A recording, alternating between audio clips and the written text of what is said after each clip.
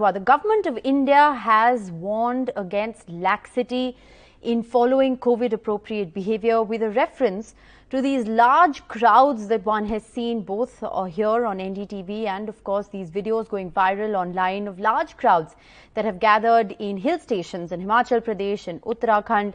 The government has said in no uncertain terms that this is a huge cause of concern. The government's repeatedly reminded people that the virus spreads aggressively in crowded places. The Prime Minister in his first meeting with the new Council of Ministers has also expressed concern over these pictures that are coming in from hill stations. But we're now learning that the Uttarakhand government is planning to go ahead with the Kawad Yatra that had previously been called off. This after the Uttar Pradesh Chief Minister asked the Uttarakhand Chief Minister to review the earlier decision. Should a potential super spreader event like the Kawad Yatra even be considered at this moment? That's the big question. So on the one hand, we have these large crowds that are a huge cause of concern. On the other hand, we have another problem, which is the low vaccination. Now remember, in order to vaccinate 60%, just 60% of our population with both doses by the end of this year, that's by December 2021, India must administer 8.8 lakh doses per day. The average vaccination that we're doing currently, and if you just look at the last 7 days average, it has been around 3.8 million a day. So there is a vaccine shortfall. We're not vaccinating enough. We have a low rate of vaccination and we have these large crowds to worry about. To make sense of all of these developments, we have with us a panel of expert doctors. Dr. Amrish Mittal, the Chairman, Endocrinology and Diabetes, Max Healthcare, is joining us from Delhi. Dr. Anjan Trikha, Chairman of the Clinical Managerial Group COVID Center from the All India Institute of Medical Sciences, is also with us from Delhi. And Dr. Rahul Pandit, member of the Supreme Court appointed National Task Force to fight COVID-19 and the Director of Critical Care Fortis Hospitals, is joining us from Mumbai. Thank you all very much for sparing your time and being with us on NDTV. If I can begin by asking you, Dr. Mittal, you know, these pictures that we've been seeing from Himachal Pradesh and Uttarakhand almost look like they are pre-COVID. Yes, Shika, you're absolutely right. There is a big concern and one has been hammering on this COVID appropriate behavior. The people on this panel or anyone who's got any sense will go on telling you repeatedly that if we are going to fight our way out of this COVID menace, then we have to, on our part, observe COVID appropriate behavior, which, as we very well know, means proper masking, a mask that fits properly on your face, yes, double masking if required, and distancing and avoiding unnecessary activities. You know, those that are essential will have to carry on for work.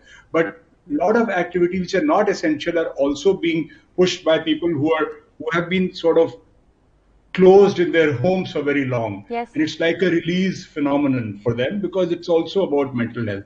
But whatever it might be, the fact that these images are there and they are visible does not augur well for us. And very clearly it will expedite the onset of whatever, whether you call it a third wave or a little blip or a surge, we don't know that, but it will not help us in our fight against COVID, that's for sure. Any gathering which is avoidable at the moment has to be postponed. Anything that we do at this moment, we seem to be getting a handle on it somewhat. At least in the larger cities. I mean, in Delhi, for example, I know that we seem to have got a handle on it right now. Yes. But to keep it like that, we'll have to observe these things. Otherwise, we're heading. But Dr. Mittal, you know, let me just stop you right there, because the other cause of concern, and I'm just going to request our producers to put out that graphic, is about the R, the reproductive rate, which is currently at 0.94%. And we know that 1 is dangerous. 1 is the danger mark. Dr. Pandit, would you like to come in here? You know, while of course we've been talking about the fact that India's cases are plateauing, you know, we've been hovering around 40 to 45,000. It's much lower than what we saw in the peak of the second wave. And of course, people are letting their guard down because cases are falling. But look at that R.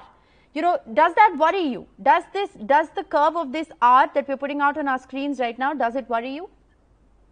Absolutely. I think that's one of the more important numbers to look for. it actually does cause a lot of concern for us that the reproductive number is going up towards 1, creeping towards 1. And that means that once it reaches 1 or goes beyond that, you have more persons who are going to be infected by one person who already has COVID-19. That's where the worry is.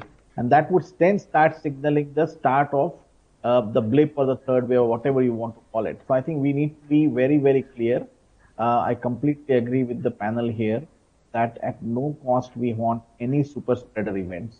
Essential activities have to go on. We all understand that. But mask is the best vaccine which is available for you right now.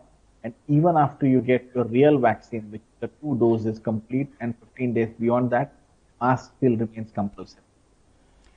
Dr. Trikha, how worried are you about the large crowds that one is seeing and, multiple warnings being issued by the government, those pictures being put out saying, this is a cause of concern, this needs to be curtailed. And after a lot of these reports actually were made public, there have actually been curbs that have been imposed in several of these areas, restrictions in terms of the number of people who can say access Kempty Falls, what you're seeing on your screens right now. But is that really enough? And is it a good idea for the government to reconsider the ban on the Kavad Yatra at this moment? Yes, I think, to be honest, being at the helm of affairs for the last 16 months, this is going to be something like a harakiri. We're going to commit our own murders. We've got to see to it that these kind of gatherings have to be stopped. People have gone on a holiday because maybe they were stuck inside the house. A new term as vengeance tourism has come in. But what is required is some kind of rules which are mandatory for all.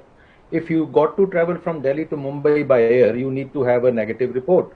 Then why can't it be all for everybody? Everybody who has to go by a bus to somewhere, well, he should be vaccinated. He should have an RT-PCR negative report, and then it should be impressed upon him that he need not go there.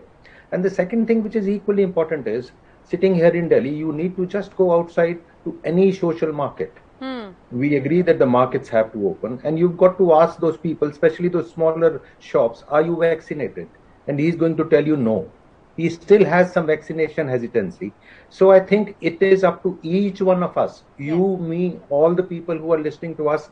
Let's make it mandatory that every 15 days we must get hold of 4 people, convince them and get them vaccinated. Right. Let's spend money of them if they are afraid of going to a government setup, standing in lines because they're, a fruit vendor would say that I will lose my earning. A vegetable vendor would say ki I can't really sell, I can't make my ends meet.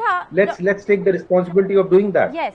And I completely agree with you when you say that there has to be a balance between, lives and livelihoods. And, when our colleagues have been reporting from the hills, we've also been reporting on stories of how this was extremely important for small businesses, for people, who've had literally no source of income since the first lockdown was put in place. But my question then is about the possibility of this Kavad Yatra happening and the fact that the government is actually considering a rethink. Can we really afford another religious super spreader event like the one that we saw? We know, when we saw the Kumbh happen, we all knew that this is going to be disaster, but it wasn't until the Prime Minister actually called it off that it stopped, but the damage was done.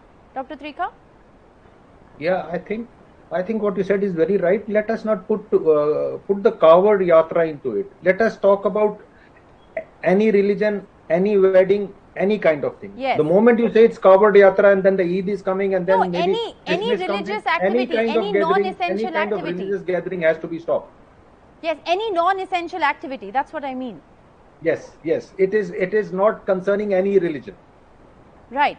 Dr. Pandit, do you believe that we need to perhaps put in place guidelines like Dr. Trikha was saying? Why was the rule for mandatory RT-PCR lifted from Himachal Pradesh, for instance? I mean, look at those queues, the traffic jams on the highways leading to Himachal Pradesh just because the mandatory RT-PCR was lifted. Is this really a good idea? And do we perhaps need, maybe a national policy on this, even interstate travel, and not leave it to individual states to take these decisions? I agree with you that we need to have a uniformity in the policy across the country. There is no doubt about that. I think putting up a policy for having a RT-PCR negative before you travel from one state to the other actually also acts as a deterrent for the people. So not everybody would just up their bags and walk to another state.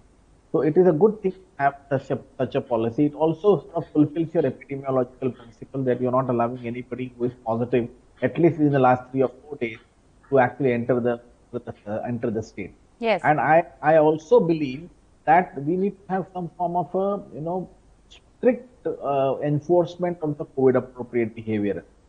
So, that I find it sometimes a little bit funny that when you are traveling in a plane, everybody is maintaining a social distancing before they are boarding. They all board very well. Yes. And then the food is served inside and everybody's masks come out and people start eating. I think that kind of a thing needs to be stopped. Of course, I haven't traveled for the last 6 or 7 months now, but around 7 months ago, last August or September when I was there 7-8 months ago, I could see that that the people were actually removing the mask. They were probably seated a bit away. The middle seat was left vacant, but still it's a closed space that we are in. You need to have some sort of a uniformity of policies across there. Dr. Mittal, do we need a policy and B, better information being given to the people on just how dangerous the Delta variant is? I mean, we've seen it in the second wave, and we know that that variant is still dominant here in India. It's rapidly transmissible, more infectious. Our vaccines are less effective against it. Do we need to perhaps put those details out there for people to access, maybe a sense of fear, which would perhaps lead to some sense of caution? To be honest, Rishika, I think a lot of that is being done actually. There are people who've actually suffered from COVID, lost family members due to COVID, and still they don't understand the importance of this or they don't want to understand. So I find it difficult. I mean, of course, we have to continue propagating this information and repeatedly, and through the Prime Minister himself does it every time he comes on TV. He explains the importance of COVID appropriate behavior. The issue is that we are hammering that in, but I think we need stricter enforcement. I'll give you a quick example. Whatever happened at Wembley, and those pictures are being flashed everywhere yesterday in the football story. And the truth is, it was completely jam-packed, 60,000 people, if I'm not wrong. But I hope it's not a spreader. I don't think it was right to do that. But at the same time, everyone who attended had to have an RT-PCR and had to have had both the shots of vaccination. So, I mean, that may be not the best example to have a sporting event, but the fact that it can be implemented, and of course, people will argue there's not enough vaccine, not everyone can. The other question, Dr. Mittal, really is, can we compare ourselves to any other nation given the percentage of vaccine coverage? India, we're really falling short in terms of our own targets, year-end targets of vaccinating 60%. In fact, I'm going to take this opportunity to slip into a very short break, but on the other side, we'll address the other big problem. One is large crowds and one is low vaccination.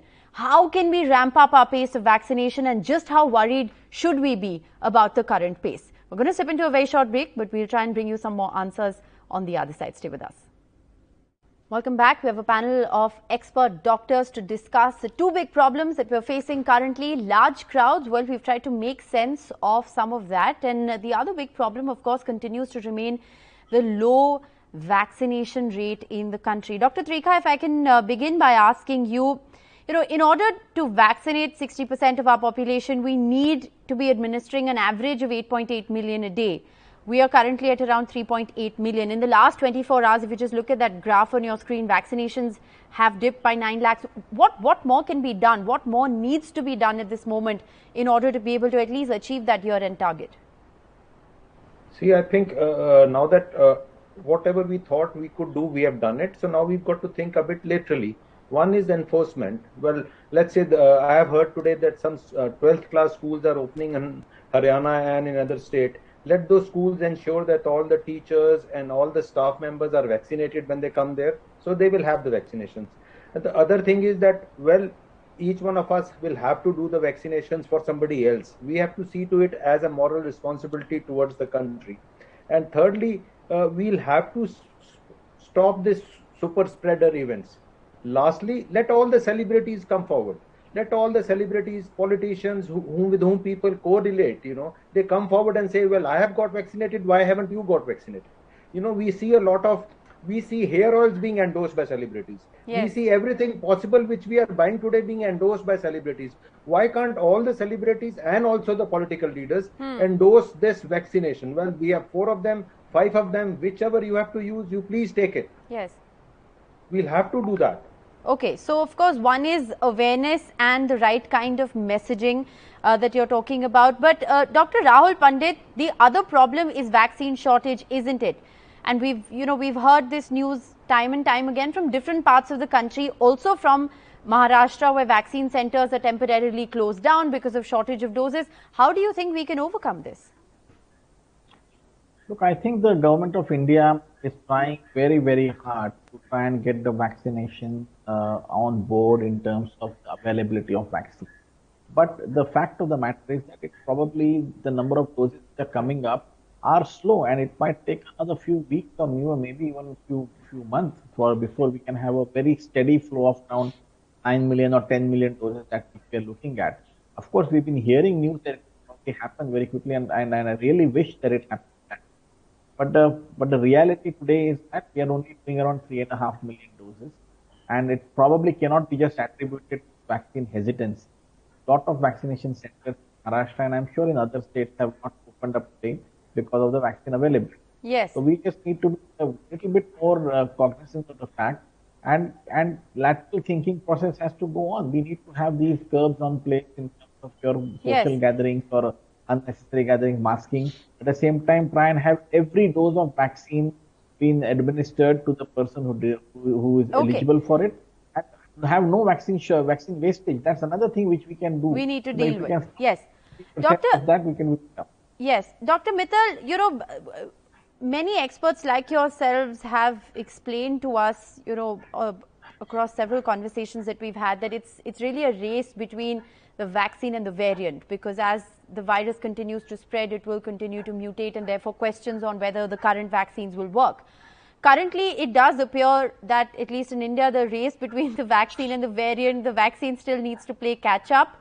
We have new emerging variants, Delta, Delta Plus, now cases of Kappa variant that are being reported. How concerned should we be about this?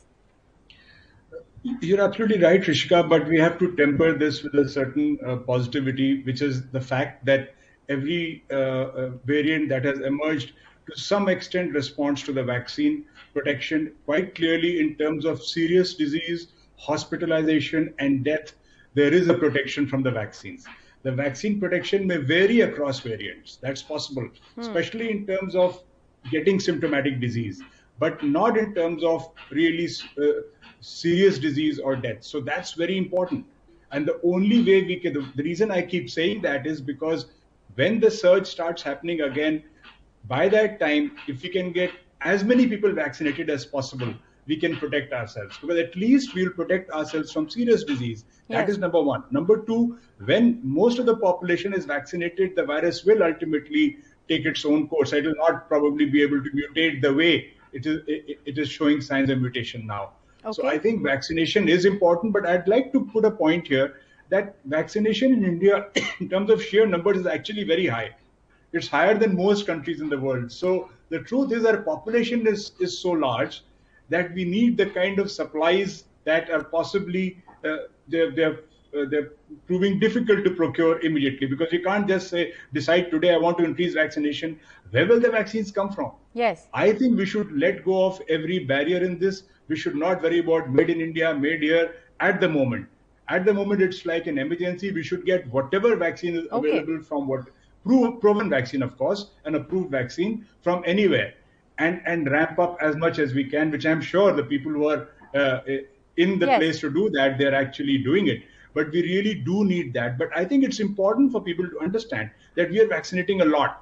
It is not sufficient for our population, but it's still in terms of numbers quite a lot. So we shouldn't ignore that fact also. Of course. And we are not UK or US in terms of their healthcare system, in terms of their economy, in terms of their finances. So we have got to keep that in mind. When absolutely. I think there are a whole host of factors that need to be considered.